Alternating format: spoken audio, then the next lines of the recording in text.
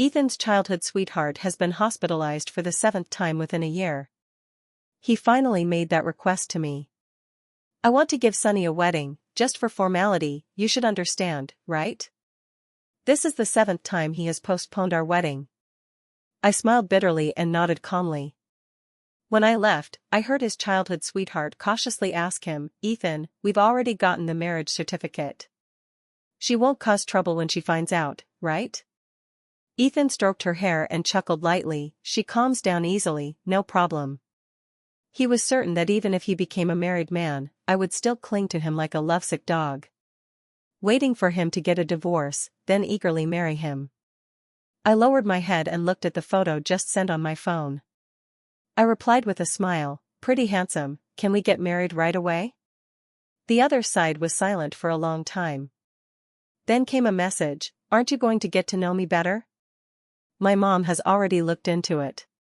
She wouldn't harm me, would she? I, Ethan, have personally known you for 7 years.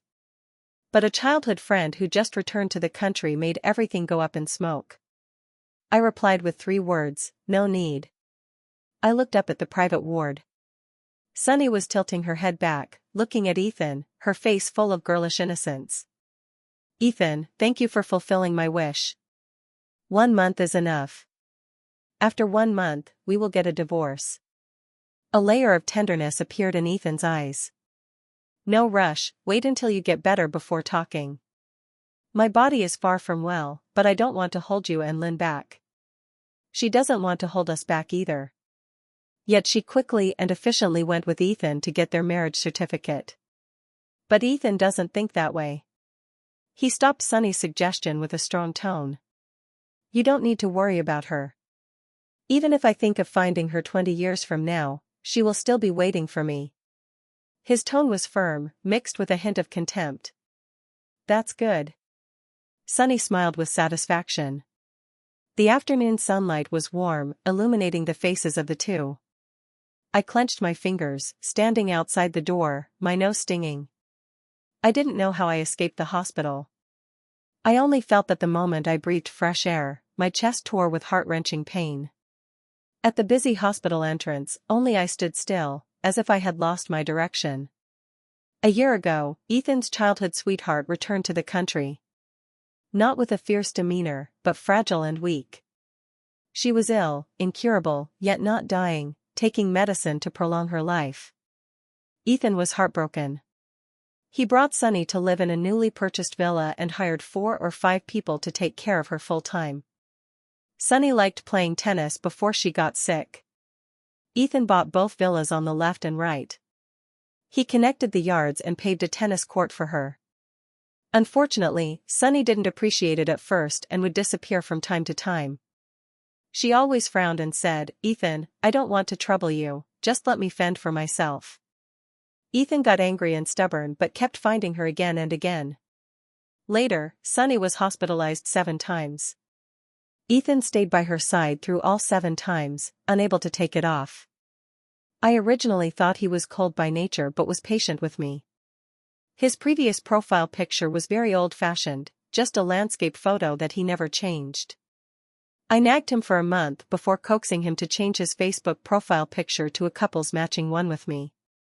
The first time Sunny was hospitalized, she said she liked line-drawn puppies. Ethan immediately changed both his profile picture and Facebook cover photo. The CEO of the group suddenly had a cartoon puppy as his avatar, which didn't match his calm and reserved temperament at all. Mutual friends all came to ask me if I was the one who forced him to change again. I couldn't say it out loud. This time, he changed on his own, for his little childhood sweetheart. Every time Sunny was hospitalized, Ethan postponed our wedding once. The 5th time, Ethan even offered to accompany her to take wedding photos. He said this is every girl's wish. Besides him, probably no one else in this life would fulfill it for Sunny. He hoped I would understand. I understood. The 6th time, Ethan gave the wedding ring he originally intended to give me to her. He said, it just so happened that Sunny also liked this style. He promised to give me a better one in the future and hoped I would be generous. I didn't stop him and let him give it. The seventh time, he said he was going to hold a wedding with Sunny. Without me knowing. They even got their marriage certificate before informing me. They also deceived me by saying it was a fake marriage. Since that's the case, I can only wish them a lifetime of happiness. A third party? I would never be one, no matter what. Unconsciously, tears blurred my vision. A black sedan slowly stopped in front of me. The rear window rolled down, revealing a face so handsome it made my heart tremble. "Lynn, get in the car." I was stunned for a moment, wiping away my tears as I asked, "What are you doing here?" The man in the car had a deep, charming voice. "Aren't you supposed to get married immediately?" He glanced at the luxurious watch on his wrist and said, "There's still time to make it today." At night, Ian's car dropped me off at the foot of my building. There was silence all the way. I sneaked a few glances at him. He kept his hands folded on his lap, his head turned to look out the window. His expression was calm and unreadable. I think he was probably also being pressured by his family to get married. So, since my family background is clean and our parents are old acquaintances, and I'm not bad-looking either, he didn't hesitate. He just took me directly to get our marriage certificate. I don't care whether he actually likes me or not. My mom carefully selected him, so he must be reliable. I'm also tired and don't want to go through the dating process again. I just want to find a dependable and suitable person to complete this major life event. It's also a way to show my parents I've done my part. Ethan kept postponing the wedding, and my parents were extremely dissatisfied. They said I was chasing after Ethan and bringing shame to the family. My dad said that even if Ethan became the richest man in the world, he still wouldn't look up to him. He even warned that if I insisted on being with Ethan, the family business would be handed over entirely to my younger brother, and I wouldn't get a single share. My mom was so anxious that she started setting me up on blind dates, just hoping I would come to my senses. At that time, I was determined to marry Ethan. I didn't even approve the Facebook friend requests from the blind date matches she introduced. Ian was the last one my mom introduced to me. She said that if I didn't take it seriously this time, she wouldn't care about me anymore. It would be as if the Ching family no longer had a daughter like me. It was also at this time that Ethan said he wanted to accompany Sunny to take wedding photos. In love, I had already been completely defeated. I couldn't afford to lose family affection and my career anymore. When I was about to get off the car, Ian, who had been silent all the way, suddenly spoke, "Take your time to pack, and when you're ready, I'll come pick you up." My breath faltered for a moment. Did he mean that I should live with him? His handsome profile was like a sculpture, making my heart skip a beat for no reason. Seeing me stunned and silent, he tilted his head and glanced at me, his tone indifferent. "You should move in and live with me." I nodded, having no reason to refuse. When I got off the car, he called out to me again. "Open your Facebook." I was stunned for a moment before I reacted. Since I added him, I had never opened Facebook for him. After fumbling with my phone in front of him, I showed him my Facebook page. "All right." He pursed his lips, nodded, and let me get off the car. After Ian left, I looked at the little red booklet in my hand, feeling a bit dazed. This was the red booklet I had always hoped to have with Ethan. I got it so easily. Although the partner wasn't Ethan, it seemed there was no difference. When I opened the door, I didn't expect Ethan to be there. He hadn't come back to live here for a long time. He often stayed with Sunny in the new house he bought. This large flat he bought was more often my own home. He looked very happy, the corners of his mouth constantly lifted. Seeing me come in, he walked over and handed me a beautiful card.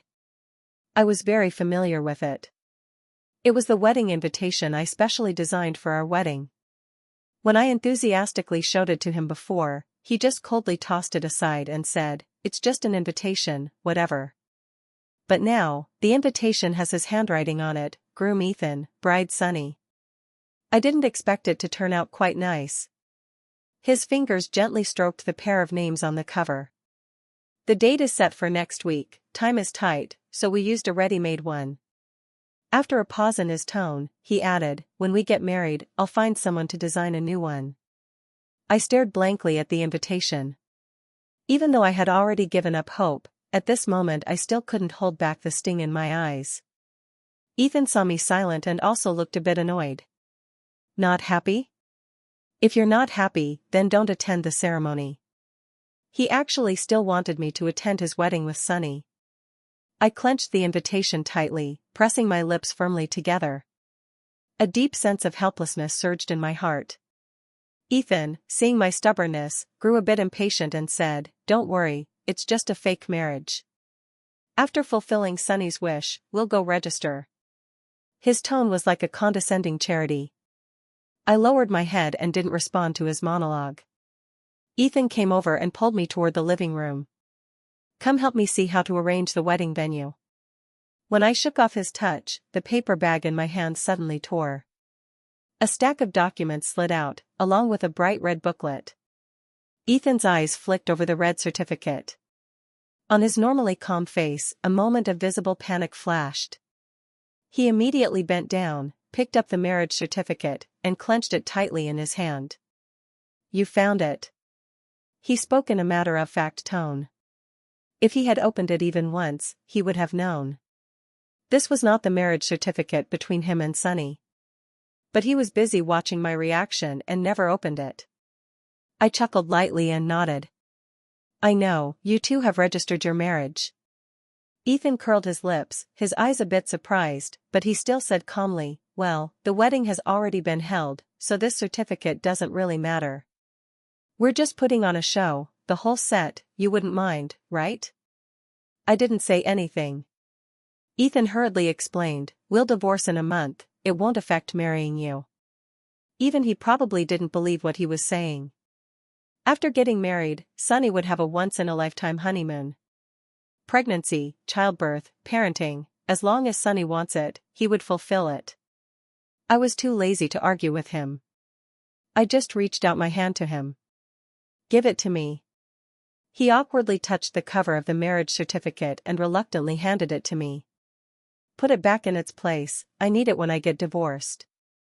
I ignored him, took the marriage certificate, and turned to walk toward the study. Before entering the room, I saw him happily sending a voice message on his phone. I said something like, "It's okay if she knows, just coax her a bit and it'll be fine." I looked down at the invitation in my hand.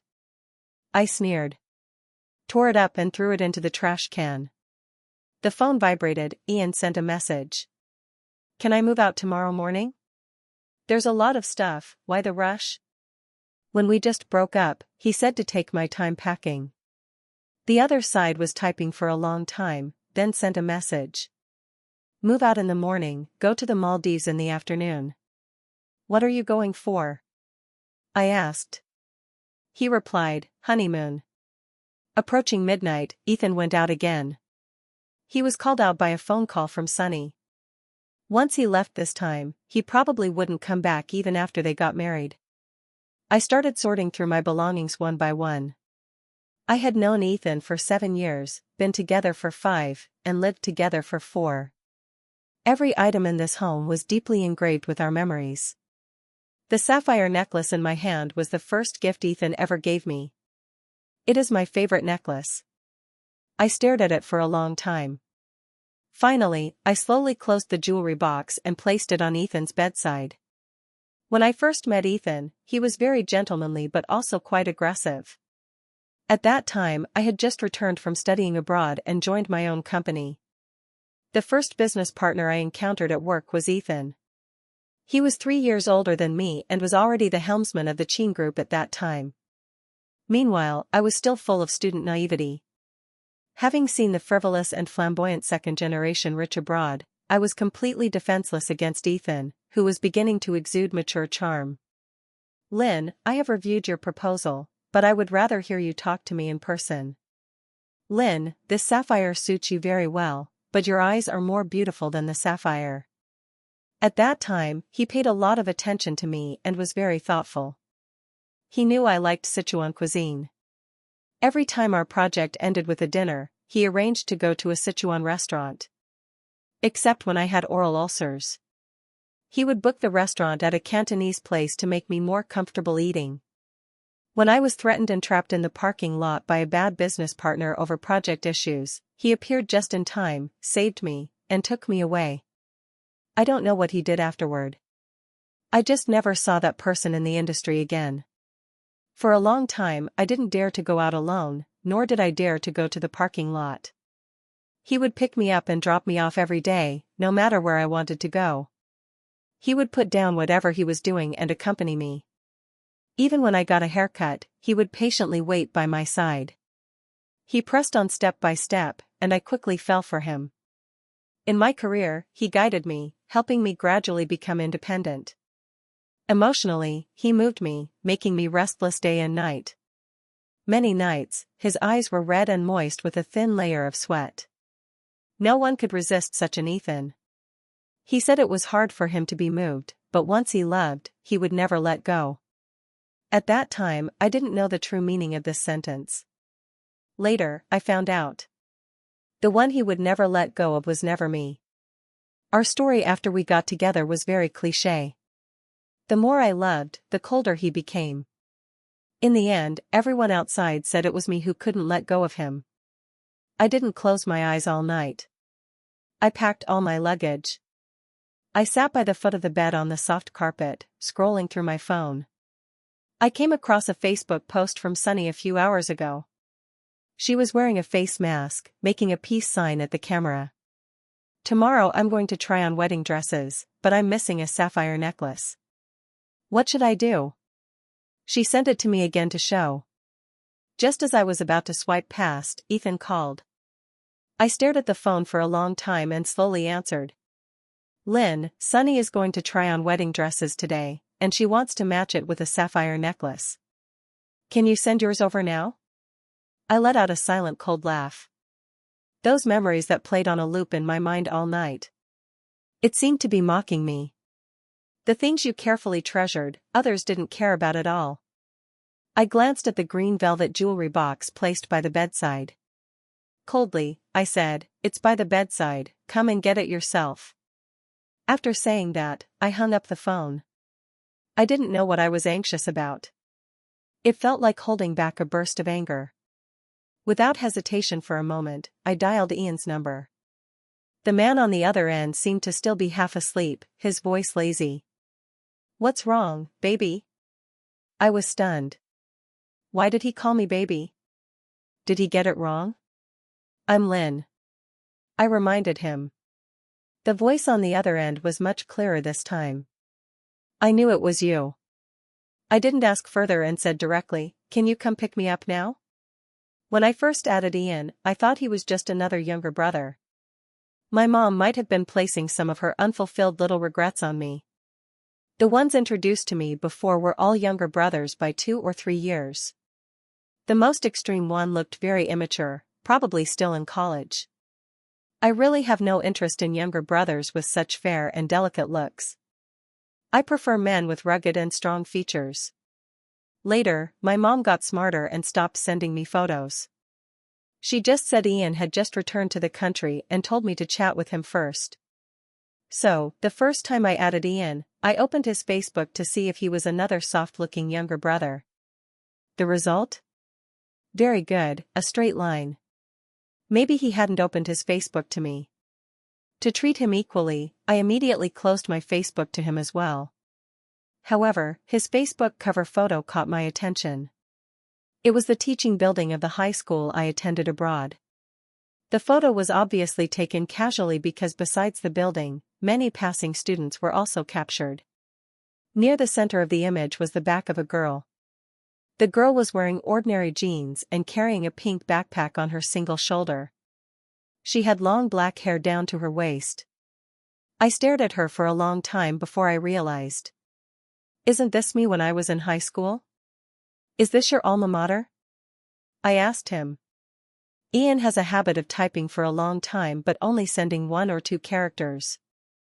This time was the same, he typed for a long time but only sent 2 characters. No. Then I actually appeared in your photo. We are quite faded. Were you traveling?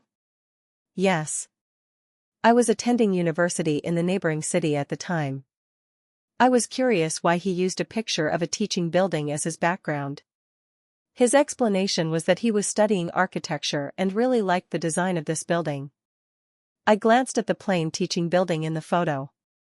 I was a bit confused. Maybe to someone studying architecture, there was something special about it. However, our conversations did not become frequent because of this photo's connection. We never exchanged photos with each other. Occasionally, he would send me pictures of clouds. The clouds today look very beautiful. I have had a hobby of collecting clouds since I was a child. So every time I see the clouds he sends, I always chat with him for a bit. That day, when I heard the conversation between Ethan and Sunny at the hospital, he happened to send another photo and a sentence, "The clouds today look very beautiful." But this time, the photo was a bit different. The lower half of the photo revealed his selfie. It was that mysterious angle taken from below. The sky and his handsome front face were perfectly in the same frame. This deadly angle, combined with the lens distortion, did not ruin his good looks. At my most panicked and helpless moment, it was like a lifeline appearing beside a drowning person. Without thinking, I grabbed hold of it. "Ian, what do you think of me?" After a long pause on the other side, he sent a message, "You are very good." As if afraid I wouldn't believe it, he repeated, "You really are very good, very good." "What do you think of me?" I don't know why, but when I saw this sentence, my eyes suddenly became moist. I replied with a tearful smile, "Quite handsome, can we get married right away?" Some see me as a clingy nuisance that can't be shaken off. Others think I am very, very good. Ethan forgot. Even if I am a clingy nuisance, it was he who tore me off with his own hands and stuck me on his own heart in the first place. Ian said he would come to pick me up soon. When I was finally cleaning my own photos and data on the iPad at home, I found that Ethan forgot to log out of his Facebook. I just happened to catch his live chat with his brother. "Ethan, you're amazing. Even the sister-in-law tolerated it, completely under your control. She almost had a falling out with her family for me, and as long as I said I wanted to marry her, she would listen to anything." Ethan sent a low-key emoji. "So will you really divorce Sunny in a month and marry her again?" This is a question I also really want to know the answer to. Even my breathing gradually slowed down. The next second, Ethan's reply popped up in the chat box. "That depends on Sunny's health condition. If it's not good, just let her wait, she won't run away. Taking good care of Sunny is the most important thing, after all, we grew up together. Lynn is always on call and very obedient." A series of ha ha ha ha ha ha. Someone also gave Ethan a thumbs up. "Well done, Ethan." I smiled faintly. I put the iPad on the living room coffee table. When I got up, I lost my balance and accidentally knocked over the precious blue and white porcelain in the living room. The sound of the porcelain shattering strangely made me feel at ease inside. As if guided by some mysterious force, I also knocked over 2 intact blue and white porcelain vases nearby. The porcelain shattered instantly all over the floor. Yet, my heart grew increasingly calm. The phone rang. Ian said he had arrived. I stepped over the mess and turned to leave. After getting in the car, Ian took a call. His expression was a bit serious. "Something came up, I can't fly this afternoon." I smiled and nodded, "It's okay, you go ahead with your work, I'll go by myself." He looked at me with some apology, his expression grew more serious. "Wait for me a few days, we'll go together." I originally wanted to say that he didn't have to specially accompany me on the honeymoon. We were just thrown together anyway. It's fine to live our own lives. But looking into the determination in his eyes, I couldn't bring myself to refuse. I really wanted to lie down in the Maldives for a few days. These recent things have exhausted me to the extreme. I had already posted on Facebook that I wanted to go on a vacation to the Maldives. A sudden inspiration struck. Could it be that Ian saw my Facebook and then suggested taking me to the Maldives for our honeymoon? I didn't ask him. But seeing that I agreed, his expression relaxed a lot. He continued to focus on driving. He took me to the front of a villa. He gave me a credit card. The new house isn't fully furnished yet, so you can add whatever you like these days. I raised my eyebrows slightly and silently accepted it. If he's this generous, then I definitely won't be polite. Although I don't lack money to spend, money given for free like this is not something to refuse. As a legal couple, spending his money is only right. Seeing me accept the card, Ian looked very pleased. He smiled slightly and went off to handle some matters. The phone rang at that moment. Knowing who it was, I didn't answer. A message came through instead. Angry? Did smashing 3 vases help you cool down? He sent another photo of Sunny wearing a sapphire necklace. Angry or not, you're still sensible enough to find the necklace. Sunny likes it a lot, so give it to her. I'll buy you an even prettier one next time. Maybe it was because he was too happy. He didn't even notice that I had moved out. Seeing that I ignored him. After 10 minutes, he sent another photo of a wedding dress. Covered with pearls, the fabric was high-end. It was the wedding dress I had shown him before. I had begged him for a long time to take me to try it on. He always said he was busy with work and told me to go by myself. But trying on a wedding dress alone, what meaning does it have? He obviously completely forgot, talking to himself. Your collarbone is beautiful, this one should suit you. This one is also nice, it shows the waistline, your slim waist would look good wearing it. One every 5 minutes on average. I don't understand, what is he doing? Did he suddenly decide to hold a wedding with Sunny? Feeling a bit sorry for me? I originally thought the two companies still had cooperation, so there was no need to block him. But I've had enough of his disgusting urge to share. In a fit of anger, I blocked his Facebook and phone completely. In the evening, Ian came back and told me there was a dinner party tomorrow night and wanted me to accompany him. I hesitated a bit, but when I looked up, I saw him looking at me a little dazed and aggrieved. Wife, can't you accompany me for such a small thing? He suddenly called me wife, and I felt a bit uncomfortable. But I couldn't stop him from calling me that. I just nodded, okay, I'll go with you. Ian kept staring at me, a few traces of dissatisfaction showing on his handsome face. Why don't you call me husband? I was stunned and blurted out, we're not that close yet. We're married, how can we not be close? Fine, I couldn't argue. I could only awkwardly call out, husband. Ian's face finally showed a bit of a smile. Late at night, a call from an unknown number came in, and I answered it. To my surprise, it was Ethan's voice. Lynn, my mom found out about me marrying Sunny. Don't be mad, go help me explain it to her. Ethan's mom is very picky. She has no good feelings toward any woman close to Ethan. In her eyes, no one is worthy of her outstanding son. But the excellent genes of the Chin family must be passed on. So, over time, she has been somewhat satisfied with me. But Sunny doesn't quite meet her approval. Sunny's father was the Chin family's driver years ago. That's how she and Ethan developed a childhood friendship. But Ethan's mom despises Sunny terribly. Ethan marrying Sunny definitely has to be kept secret from his mom. Now that she knows, he pushed me out to explain. I held the phone silently. On the other end of the line, Sunny timidly asked, Ethan, are we not going to have a wedding? Don't worry, I'll handle it. My mom likes Lynn, let her talk, it will be fine. Ethan comforted her. Then he said to me again, tomorrow night, go to the old house and explain to my mom. Just tell her that I was only acting with Sunny, and that I will marry you afterward. The people involved all agreed, and my mom had nothing to say. I don't have time. I refused him. There was a moment of silence on the other end of the phone. Ethan's voice was tinged with anger. Stop messing around, Lynn, you're not being likable like this. When you love me, you like me no matter what I do.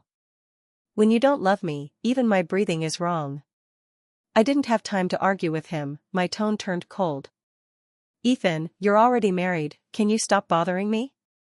Ethan was stunned and didn't say anything for a moment. I didn't wait for him to speak and hung up directly. After hanging up the phone, I realized that my hand was gripping the balcony railing.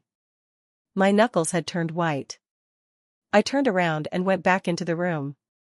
When I looked up, I saw Ian standing by the door holding a cloak. "I'm afraid you'll catch a cold." He raised the cloak in his hand and waved it at me. I forced a pale smile at him. He closed the balcony window for me. Watched me get into bed and cover myself with the quilt. Turned off the light and quietly left. Closing my eyes, my thoughts were chaotic. I couldn't help but recall the first time Ethan took me to meet his mother. Ethan's mother was somewhat difficult towards me. It was nothing more than thinking that my family's business of this scale was not worthy of Ethan. Ethan immediately put down his chopsticks at the dining table and said in a deep voice, "Mom, this is your future daughter-in-law. If you still want me to come home, then restrain yourself." Ethan's mother, realizing her son's determination, no longer criticized me excessively. Once a month, I accompany Ethan to visit the old house to keep the elders company. Ethan's mother and I get along quite harmoniously. But the man who once stood up for me in front of his parents now, for the sake of another person, pushes me out to face the elders' anger. How ridiculous. Habit is a very frightening thing. When you have already quit someone or something, the inertia brought by habit will make your emotions fluctuate and cause unbearable pain. That time Ethan saved me in the parking lot made me, whenever I encounter an emergency, instinctively think of only one name. The next night, on my way to the restaurant by car, due to heavy rain, visibility was very low and the road was slippery. At the intersection, Ian called me and asked me to wait at the company so he could pick me up. I said no need, I was already on the way. The next second, the car coming from the side failed to brake. It violently crashed into my car. The car slid out, and I don't know how many times the front of the car spun before it stopped. In the end, I fell onto the airbag. Amidst a chorus of screams and shouts, only one name echoed in my mind. Ethan. Ethan, save me. Ethan, where are you?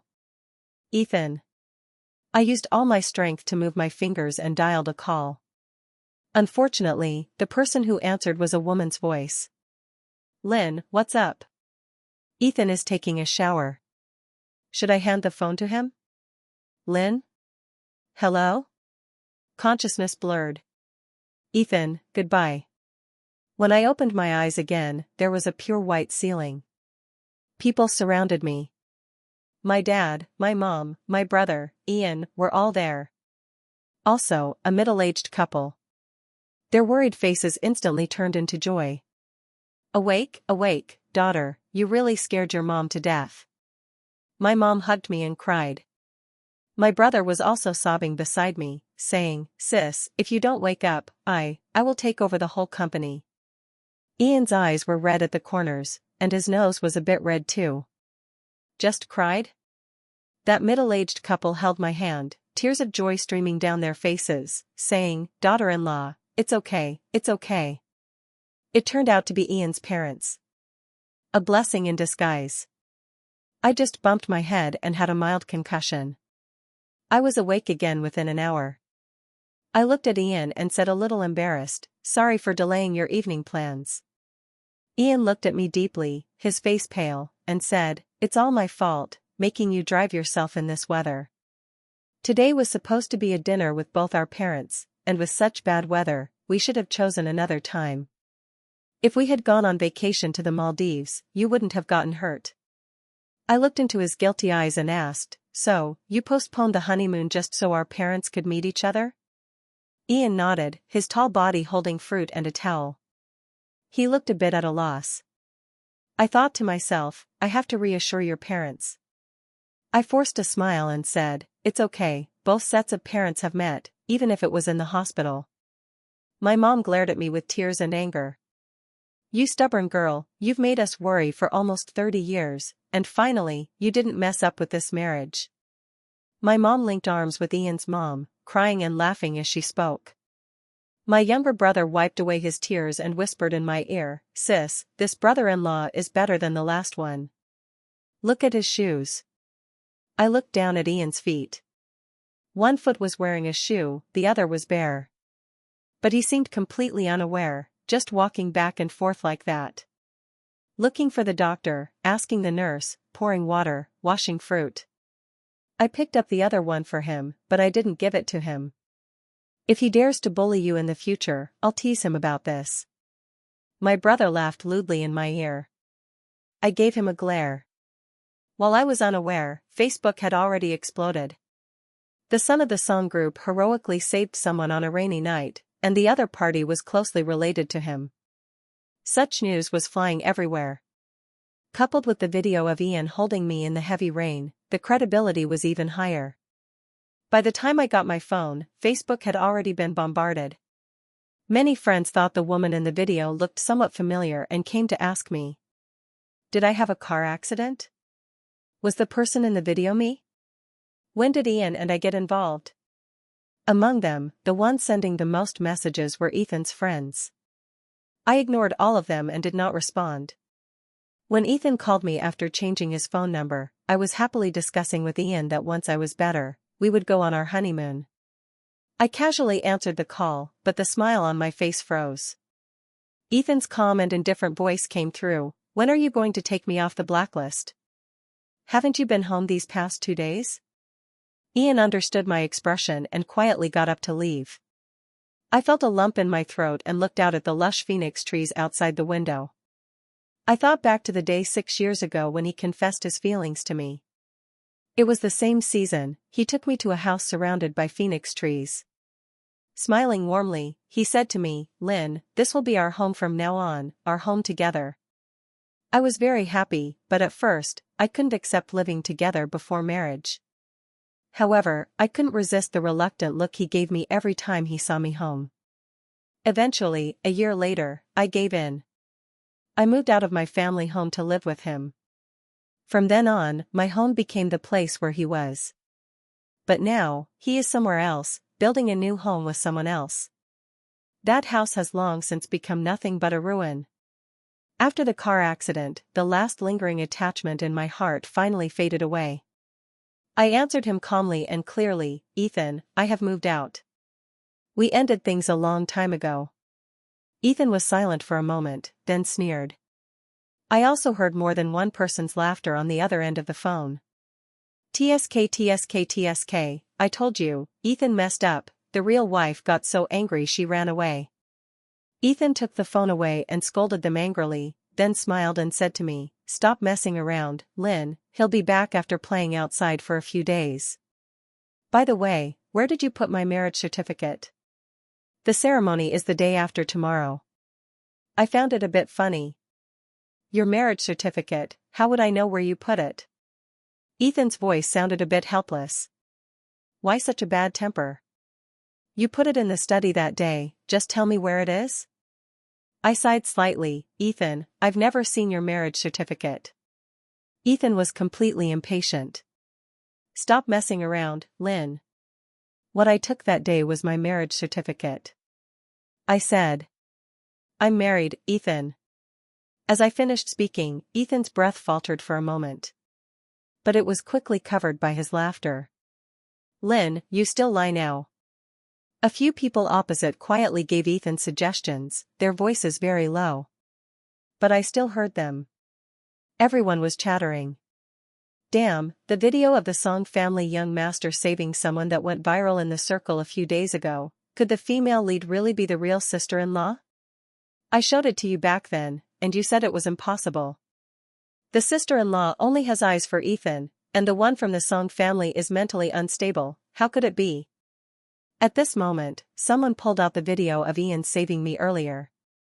Watching it carefully. Wait, this woman, no matter how you look at it, is the sister-in-law. Ethan, why is there a green tint over your head? Ethan remained silent. Ethan, hurry up and ask. Ethan lowered his voice and scolded them. What nonsense are you talking about? All of you get lost. The other side quieted down. Lynn, you need to stop messing around, or I can't guarantee how long it will take to get a divorce. Ethan's voice was cold and harsh. I said slowly, they weren't lying, that was me. I married Ian. The call was suddenly disconnected. I thought for a moment and took out the SIM card. I'd been using this number since returning to the country. Changing the phone number abruptly would be inconvenient for both work and life. But now, staying away from Ethan is my biggest demand. Ian came back from outside. I smiled and coquettishly said to him, "Honey, my SIM card is broken, get me a new one." Ian was holding a fruit plate, his eyes shining. He quickly made a call and gave a few instructions to his secretary. I recalled what Ethan's brother said on the phone just now. Someone from the Song family is mentally unstable. I ate the fruit he handed me while secretly observing him. I didn't think Ian had any mental issues. Except that he talks a little less, but he's attentive and considerate, and even occasionally acts cute. He's just too normal. Unable to suppress the curiosity in my heart, I hesitated and asked, "Ian, why did you marry me?" Ian was sitting on the sofa, working. Hearing my words, he uncrossed his legs and stared at me blankly. "Do you remember Rain Man?" "Rain Man? How could I forget?" I opened my mouth, pointed at him, my tongue a bit tangled. "Are you Rain Man?" Ian showed a gentle smile. "It's me. Rain Man is a friend of mine on Instagram. When I first went abroad, I was only 15 years old and unfamiliar with everything. I didn't want to mingle with the local second-generation rich students. They're kind of decadent parties. I attended one once and felt extremely uncomfortable. The white social circles were not easy to integrate into either. Over time, I became the odd one who kept to himself. Sometimes, I go an entire day without saying a single word to anyone. After a long time, I was afraid I would get sick from holding it all in. So I started venting crazily online. I opened a study abroad students' confession page and chatted with people from all over the world. Rain Man is a net friend I met at this time. He suffers from depression. You can feel the suffocation in his messages between the lines. He said he has felt like a machine since he was a child.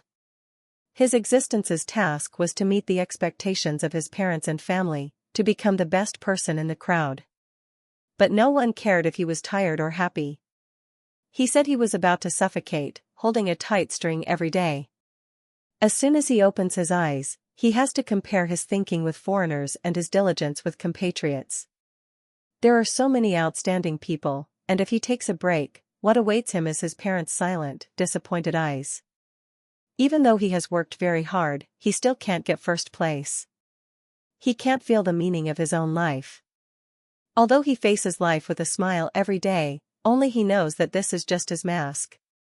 In fact, he barely has the strength left to force out a smile. He said that if one day he disappears, he hopes these words can be his final confession to this world. When I saw this outpouring at that time, I immediately became anxious. I was really afraid he might not be able to hold on. So I frantically sent him private messages, hundreds a day. I shared my life with him, what I ate today, what classes I attended, what books I read. I took photos of the sky and clouds every day and sent them to him. I told him I have a rather meaningless hobby, collecting clouds. I have collected 10,086 pictures of clouds. Actually, life being meaningless is quite fine. Just like the clouds in the sky, they drift aimlessly. But whenever I look up at them, my mood always improves. They have now become an important collection for me. You think life is meaningless, but chatting with you has already become one of the most important things in my life. I believe your parents don't only care about whether you are excellent or not. Your existence is actually their greatest joy. If they don't think that way, then why do you treat them as parents? Why force yourself to meet their expectations to the point of death? You absolutely must not disappear, otherwise I will have no one to chat with, and I will suffocate. In my day-after-day guidance, there was more liveliness in Rain Man's words. The studies were still busy, but he seemed to have found a way to reconcile with himself. He also gradually started to share with me the daily records of his life. A meal, a landscape, a cloud. Our chats like this lasted for 3 years. But one day I was carelessly robbed, my phone and ID were all lost. After getting a new phone number, my previous accounts were gone too. Among countless Rain Man accounts with the same name, I could no longer find him. But I always believe that he is now living well somewhere under a cloud in the world. I looked at Ian with surprise. The familiar feeling I had when chatting with him in the past surged back. You look good, very good. I was a bit incoherent, but he should understand what I meant. Thanks to you, I was able to come out of it. Ian's voice was calm, yet full of strength. I suddenly realized something. You secretly went to see me, which is why there was that photo. A faint blush appeared on Ian's face. Why didn't you just meet me directly? I was afraid of scaring you. You were in high school at the time. He paused, then added, isn't it the same now? Honey. After saying that, he looked out at the sky. Cheerfully, he said, the clouds look really nice today. I am a result-oriented person. If the result is good, the process doesn't matter. The next day, Ian and I went on our honeymoon. Our married life was exceptionally harmonious. Whenever I wanted to do something, Ian would quietly accompany me. It wasn't that he found everything interesting either. He doesn't want to be apart from me for even a second. He always asks me, what do you want to do? Where do you want to go? I'm still a bit unaccustomed to being able to express my own ideas after never being able to before. When I'm with Ethan, he makes all the decisions about where we go, what we eat, and what we do. If I suggest even a little of my own idea, he says, then go by yourself, and come find me when you're done. If I want to do what I want to do, I have to endure being alone. Many times, I feel very confused. Is this really the life I want? Before, I always wanted to try making a handmade silver ring. When Ethan heard that, he didn't even look up and said, that's so cheap, if you want to go, go by yourself, I won't go. As Ian and I passed by a street stall making handmade jewelry, he noticed me looking twice and stopped to ask, want to play for a while? We had originally planned to go to the beach. I didn't want to delay his planned schedule and hesitated a bit. But he smiled lightly and said, do whatever you want, I'll accompany you. I had really wanted to try making silver jewelry for a long time. So I didn't hesitate to link arms with him and walk into the little shop. Then you accompany me and also take nice photos of me, I said. Ian curled his lips and let me lead him. That day, although we didn't go out to sea, I fulfilled a small wish I had always had. Ian's phone album is filled with photos of me carefully making silver jewelry. He tirelessly records me and is never stingy with praise. Wife, you look so beautiful when you smile. Ian, who usually speaks little, praises me as if he wants to bring out a dictionary to find more words. Finally, when I put the finished piece on a chain and hung it around his neck, he seemed to have received a priceless treasure. He kept looking down at it repeatedly along the way. When we returned to the hotel, the front desk greeted us, Sir, Madam, welcome back. He suddenly raised the ring on his chest and replied, how did you know this was made by my wife? It really is quite beautiful. With the smile at the front desk, I felt a flush of heat on my cheeks. I was about to pull him and run away quickly, but when I turned around, I saw a figure rushing towards me. Lynn, come back with me, let's get married. How did Ethan suddenly appear here? Today, he should be having a wedding with Sunny. Ethan's face was dark. His eyes stared fixedly at the arm Ian and I were holding. His voice suppressed his anger. Lynn, do you know how much effort I put into finding you? You're going too far, come home with me, don't mess around with strange men. Saying this, he reached out to grab me. Ian pulled me behind him, blocking me like a mountain.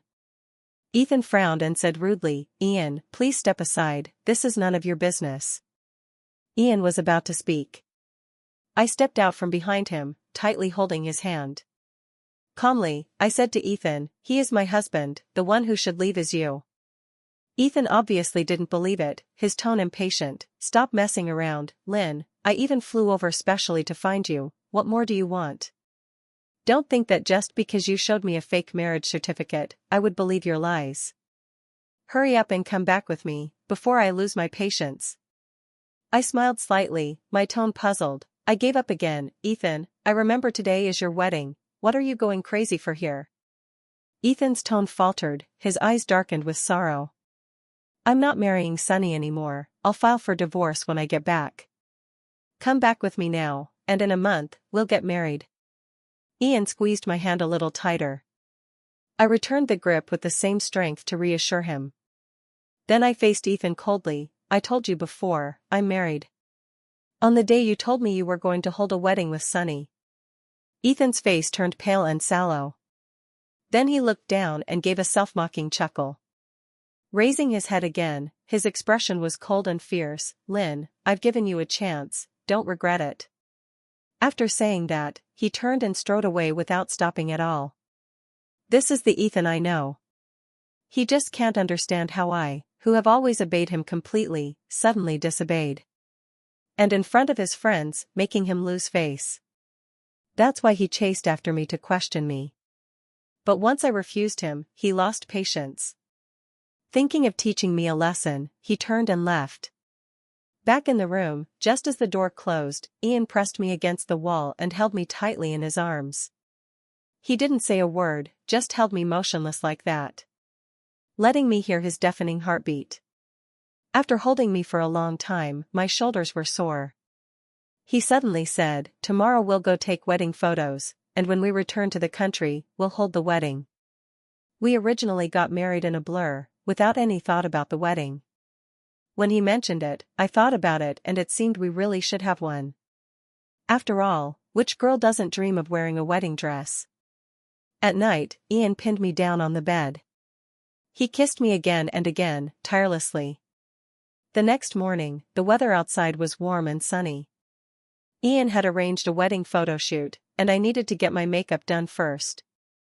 With my eyes closed and headphones on, I let the makeup artist dab and brush on my face. Then a call came in. I raised my hand to answer, and Ethan's mother's voice came through. Lynn, what's going on between you and Ethan? Why did he suddenly tell us he wants to marry Sonny? Unexpectedly, Ethan had come clean with the family. He truly has deep feelings and loyalty towards Sonny. I opened my eyes, thought for a moment, and calmly replied, Auntie, Ethan and I broke up a long time ago.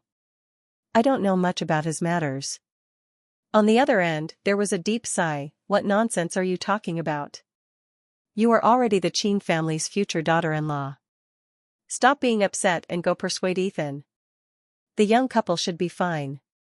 I smiled and patiently replied, Auntie, I am already married to someone else. Besides, Ethan and Sonny have also obtained their marriage certificate. They are a legal couple, and holding a wedding is appropriate. Ethan's mother completely ignored the first half of my sentence. Upon hearing the news that Ethan had gotten the certificate, her voice suddenly became sharp. What? They got the certificate? Oh my God. Chaos erupted on the other side. You could even hear the sound of a cup breaking. After it quieted down, Ethan's mother caught her breath and said, Lynn, come over quickly. I'm going to force him to get a divorce right now. Sorry, Auntie, I am abroad. My tone was calm. Ethan's mother took a breath and asked, when will you come back?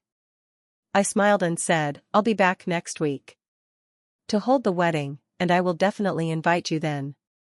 Ethan's mother groaned for a long time and kept scolding me for doing such a thing. She also warned, you missed my son, you will definitely regret it. She truly is Ethan's biological mother. The things the mother and son say are exactly the same. I think I will never regret it. After finishing my makeup and hair, it was time to put on the wedding dress. Ian knocked and came in, holding a very large gift box. I asked him what it was. He just kept smiling and urged me to open it. I opened the box, and inside was the wedding dress I had been longing for. How did you know I liked this one? Ian took out the wedding dress and spread it open. You had it saved on your Instagram. After changing my phone number, I also changed the phone link to my Instagram account. He traced it and found my account. So all the messy things I saved on Instagram, he must have seen them all. You flipped through it all? Several times, just flipping through when there's nothing else to do. Ian said casually. But my heart stirred. It seems he really likes me. Hurry and put it on, it's tailor-made for you. You know my size? I regretted asking right after I did. The makeup artist was still there, Ian said without changing his expression. I measured with my hand. I swear. I saw the makeup artist girl sneaking a smile. After the wedding photo shoot, I was so tired I collapsed in the hotel, not wanting to move at all. At this moment, Sunny unusually sent me a message. I was so busy blocking Ethan that I forgot to block her. She sent me another wedding invitation. I heard Lynn got married, so I'm looking forward to you attending the wedding of Ethan and me. You've been with him for so many years, but in the end, he chose me. I can only say, a man can never forget his first love. She also sent me a video. At the dinner table, Ethan was playing with Sunny's delicate arm, mocking me in front of his friends. If Lynn didn't have some family background, I wouldn't have bothered with her in the first place. But as soon as I beckoned her a little, she clung on and wouldn't leave. Like a stubborn adhesive, impossible to shake off. Just watch, sooner or later she'll be crying and begging me to come back, but unfortunately, there won't be a chance. She keeps saying she's married, just to spite me for registering our marriage with Sunny, hoping I'll go comfort her. I flew over to give her a way out, but she refused, so don't blame me. I've already come clean with my family. When she returns to the country and wants me to honor the agreement, she'll find out it's too late. Once this opportunity is gone, there won't be another. After watching that, I recalled what he and his mother said. Honestly, I don't feel the slightest regret. I opened the wedding invitation that the designer had just finished making for me. I forwarded it to all my friends with one click, including Sunny and some mutual friends of Ethan. I replied to Sunny, "Sorry, our weddings are on the same day, so I can't attend." 5 minutes after sending out the invitation, my Facebook messages didn't stop. My friends were all shocked. What's going on? Isn't the groom Ethan? When did you break up behind our backs and start seeing someone else? You disappeared for so long, and now you suddenly make such a big deal? I patiently explained to them one by one. Naturally, my friends are on my side. Looking at that pretentious guy, why doesn't he act like a decent person? I saw long ago that he wasn't good enough for Lynn. What kind of person is still entangled with a childhood sweetheart in his 30s? How is the groom? You rushed into a marriage without even checking him out. I said to them with a smile. The groom is a good person, my mom has already checked him out for me. They all said they would help me block the door at that time. To really test the groom's sincerity. Some friends who are close to Ethan reacted very strangely. They received my invitation, but one by one they pretended to be mute. No replies, no congratulations. Really rude. But after 10 minutes, a call came through. Lynn, what do you mean? I sent an invitation, and you did too? I looked at the phone and wanted to hang up. Ethan said, if you don't want me to get married, you can say it directly. Sunny's health has improved, I can consider canceling the wedding. I heard Sunny on the other end of the phone quietly call out once. Ethan. Ethan seemed not to hear and continued, you don't need to use a fake marriage to annoy me. I suddenly felt that communicating with some people living in their own world is really exhausting. I didn't say anything and directly sent Sunny the inner page of the marriage certificate between Ian and me. She would speak up for me. Sure enough, the next second, Sunny on the other end excitedly said, Ethan, look, she really got married. Ethan was silent for a long, long time. Then he said, it's obviously fake, she photoshopped it. I had nothing to say. I hung up the phone directly. On the first day back in the country going to work at the company, I met Ethan waiting for me in the parking lot. He stopped me, looking a bit helplessly at me, and asked, did you really marry him? I couldn't move forward, and his secretary was blocking me from behind. I could only stand still and quietly answer him. Yes, the wedding is the day after tomorrow, the same day as yours. Ethan's face instantly turned pale, he frowned and stared at me blankly. As if he had never known me before. How can you marry a stranger? Can you take some responsibility for your own life? I laughed, and he actually started lecturing me. Should I just watch him marry another woman? Spending 7 years of youth on him isn't enough, and I have to spend a lifetime too? Is that being responsible for my own life? I held back my annoyance and said calmly, he's not a stranger, I've known him longer than I've known you. Ethan's eyes flickered, and he murmured, why have you never told me? What's there to say? You never said before that you had a childhood sweetheart you couldn't forget. I sneered. Ethan's eyes darkened a bit, and his tone softened. I won't hold the wedding with her, and the divorce will be handled back there.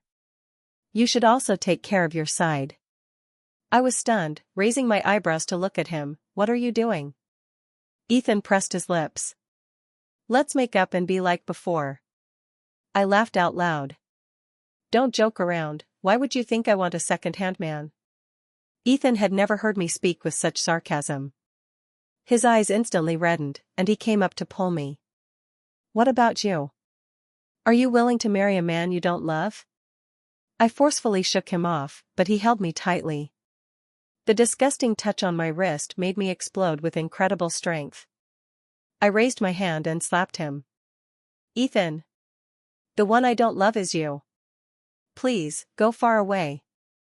Ethan let go of my other hand. Covering his face, he took 2 steps back, staring at me in a daze. He opened his mouth, his eyes red to a frightening degree, stammering, Lynn, are you serious? Yes. I've never been more serious than now. Please, hurry up and marry your childhood sweetheart, fulfill her life's wish, and stop entangling me. I don't want to have anything to do with you anymore. After shouting this recklessly, I took 2 deep breaths. Ethan's eyes trembled, and he seemed a bit out of breath. He loosened his tie and took several deep breaths. His voice trembled as he said, but I love you, Lynn. I was wrong, I didn't realize before how much I love you.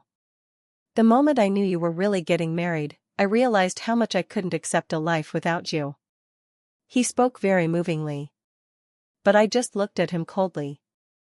I took out my phone and opened the video Sonny sent me. I played it. If Lynn's family weren't somewhat well off, I wouldn't have bothered with her at all. But just a little beckoning from me, and she clung on, refusing to leave. Like a stubborn dog's skin plaster, impossible to shake off. Ethan couldn't stand it anymore, his face pale as he shouted, enough, enough. I'll turn off the video. Smiling, I looked at him.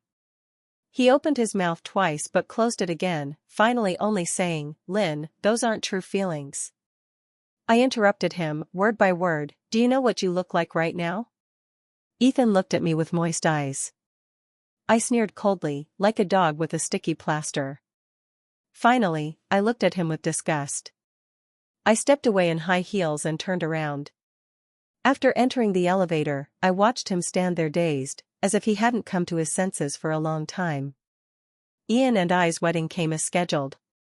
He had prepared everything, I just needed to get up on time. Dressed up, looking at myself in the mirror wearing the wedding dress. I still feel a bit dazed. Outside, the sound of cars started. My friends had already blocked the door downstairs at my place. My brother was holding the door, carrying the shoe Ian lost the day of the accident, making a big demand. Whether it can be redeemed depends on your sincerity. Ian took out his phone and tapped a few times. The next second, my brother looked at his phone, his eyes wide open. Tens, hundreds, thousands, tens of thousands, hundreds of thousands. I heard a loud thud of someone kneeling on the ground in the room. Brother-in-law, the little brother will serve you like a beast of burden. Ian's voice was holding back laughter as he instructed him, go, open the door for me. Thick red envelopes fell from the sky. The friends who had said they would test Ian's sincerity ended up picking up red envelopes until their hands were full. I was sold out so easily. On the way to the wedding venue, the car turned out of the intersection. A somewhat familiar figure flashed past outside the window. Looking closely, it was Ethan. He was wearing a wedding suit, leaning against the car. Watching the stream of wedding cars passing by him. His face showed clear loneliness. The car drove away, and I didn't look back at him. I'm not worried that he will cause trouble at my wedding today. After all, the Chin family can't afford to lose face over this person. After getting married, Ian and I have become more and more comfortable with each other. I never knew that being with a true lover could be this comfortable. There's no need to scheme or constantly compromise oneself. In the 3rd month of my post-marriage honeymoon, a friend brought me news. Lynn, did you know that Ethan lost his divorce case? I actually knew that Ethan never held a wedding with Sunny in the first place. Later, I deliberately blocked their news and stopped following up. Ethan asked Sunny for a divorce 3 months ago. Sunny cried desperately and refused to agree. She made Ethan's mother so upset that she was hospitalized several times, threatening that unless she died, Sunny would never be allowed into the Chin family. At this time, Sunny became pregnant. The Chin family's maid said that Sunny bribed her to steal Ethan's sperm and injected herself to get pregnant. The Chin family lost all face but couldn't get rid of this woman. Ethan became a complete laughingstock. He ran abroad to clear his mind to avoid the mess at home. I don't even know where he went. I looked at the postcard that appeared in my mailbox. It was from the Maldives, with no signature. There was only one sentence. The Maldives is beautiful, but unfortunately, you are not here. I casually threw it into the trash bin. My life is also beautiful. Fortunately, you are not in it.